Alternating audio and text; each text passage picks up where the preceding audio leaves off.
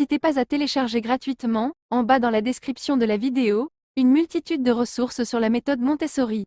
Apprendre à lire, ce n'est pas seulement déchiffrer des lettres et des mots, c'est entrer dans un monde d'imaginaire, de jeux et d'aventures.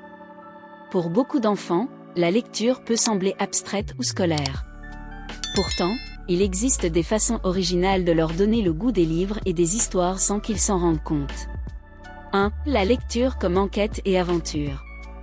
Transformez la lecture en jeu grandeur nature.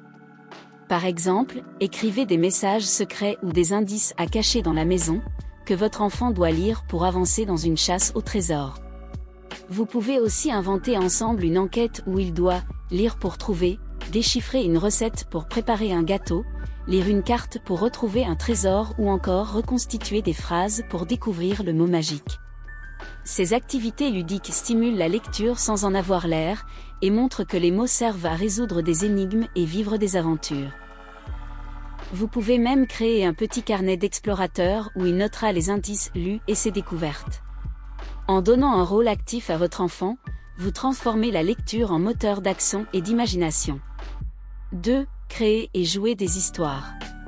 Invitez votre enfant à devenir co-auteur, metteur en scène et comédien de ses histoires préférées. Prenez un conte qu'il aime, découpez les personnages et les dialogues, puis fabriquez ensemble de petites marionnettes ou un théâtre en carton. Lisez ensuite le texte à voix haute, et jouez la scène comme une pièce de théâtre. Vous pouvez aussi inventer de nouvelles fins, ajouter des personnages ou changer le décor. Et si le loup était gentil ?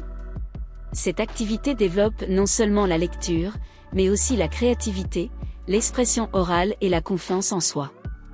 Vous pouvez également enregistrer l'histoire en audio ou en vidéo pour qu'ils puissent la réécouter et la partager avec la famille. Le plaisir de lire devient alors une création collective, vivante et drôle. 3. Devenir auteur et illustrateur de son propre livre. Rien n'est plus valorisant pour un enfant que de tenir entre ses mains un livre qu'il a créé lui-même.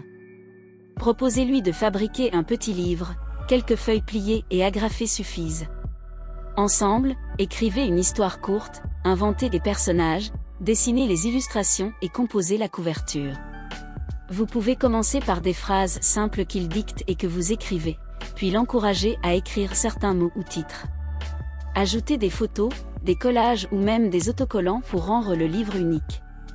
À la fin, lisez le livre ensemble et offrez-le à quelqu'un, grands-parents, amis, enseignants.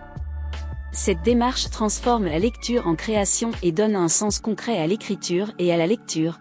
Ce ne sont plus seulement des mots sur une page, mais une histoire qu'on partage